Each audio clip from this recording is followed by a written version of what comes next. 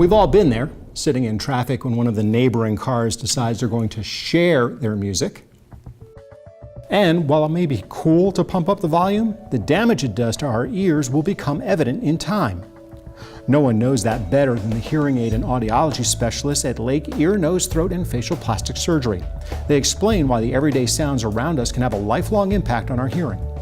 Loud noises over 90 decibels can be damaging to your hearing.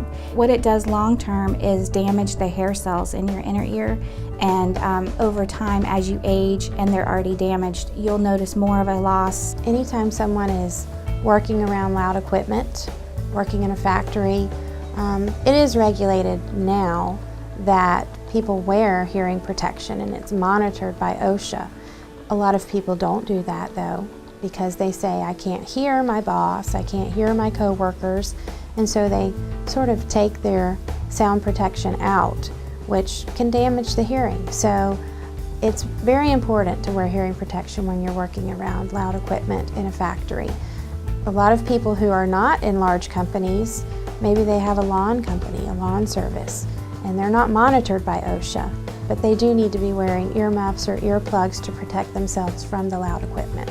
What we're finding is that younger people now need to come in for baseline hearing tests because we live in such a noisier environment that maybe our parents did. The music, their jobs, there's just a lot more noise involved. Some of the first symptoms of hearing loss would be ringing in the ears.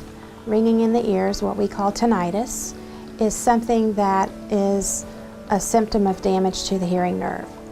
Many people will come in and say, my ears are ringing, and one of the first things we will do is test the hearing, because we want to determine, is there some damage or degeneration of the hearing nerve that can be associated with that ringing.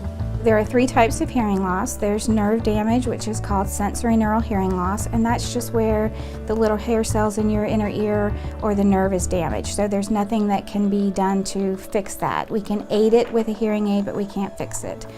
There's conductive hearing loss, which is something medically is going on in the middle ear that's not letting the signal pass through to get to the hearing nerve. So sometimes that can be treated medically, whether it's fluid or infection, or even if the bones of the middle ear are not working, there's surgeries that can be done to fix that.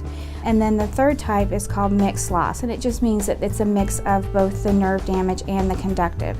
So there's a component of that loss that might be fixed medically, but you're still going to have some hearing loss from the nerve damage.